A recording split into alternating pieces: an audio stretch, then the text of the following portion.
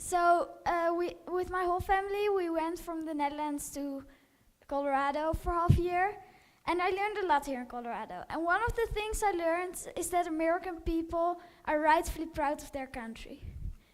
But now I'm gonna take you for a quick trip to that strange little country in Europe where you probably never heard of actually is. Because some people did hear about it, but I don't think about those real Dutch things. So raise your hand if you have ever heard about the Netherlands. Wow, that are a lot of people, but I don't mean that little city in the mountains. To be true, the Netherlands doesn't have mountains. Oh, you mean Holland. Holland is just 2 of the 12 countries of the Netherlands. So no, I also don't mean Holland. You still think you heard about the Netherlands? Okay, maybe you did hear about it, or you visited it. Of course you know about the Netherlands then. You know about the windmills, the wooden shoes, the flower bulbs, and maybe about the Anne Frank house. Then you know the Netherlands, right? No, not really. Okay, I give up. It doesn't matter. Hey, giving up, that brings me to my first point. Dutch people will never give up. So I talked a lot about what is not Dutch. Is there something left to truly be Dutch?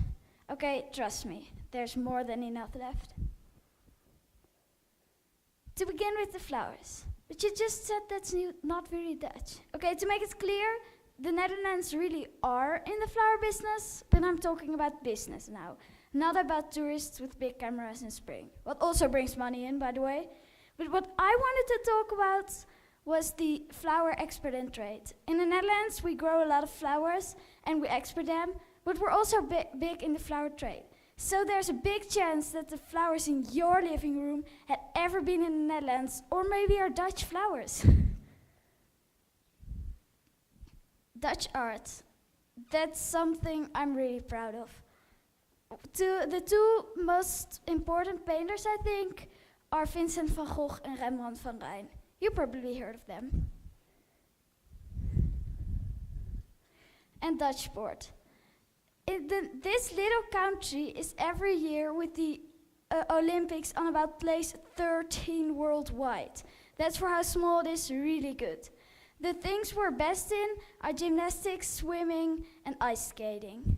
But we're also good out of the Olympics. Our soccer, Dutch soccer, is on place 2 worldwide. For those who are not really in soccer, that's better than America. And our field hockey women team is on place 1 worldwide. For those who learn to count, place 1 is the highest place. So that's also above America. Sure, we also have our black pages in history. And we also have things that not everyone is happy with. But we can't just say, oh, then we make a new state with different laws. We're 1/6 of Colorado and we have about 6 times as many people as in Colorado.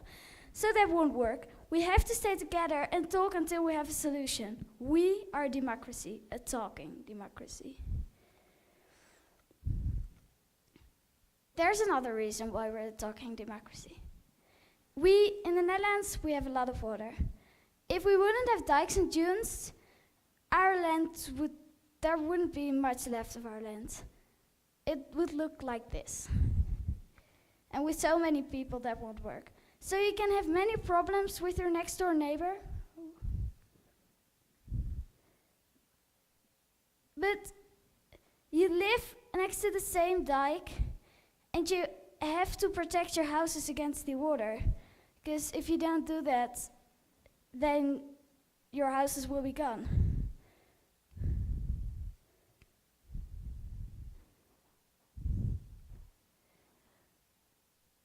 Okay, so this is our king, King Willem-Alexander. In the Netherlands, the king is not the head of the country or the government, so he doesn't really have a vote, but he's just there for every single Dutch person. Because the king is not the head of our country, we have the minister-president. And don't think that's something like the president in America, because it's totally different. But he's the head of our government, and next to him we also have the rest of the government. But that's too different to explain now. In the Netherlands, we have a lot of Dutch food. But I think the most common one is the Dutch cheese. It's much softer than American cheese, and I can't live without it. We have 2 cheese recipes. One for old cheese and one for young cheese.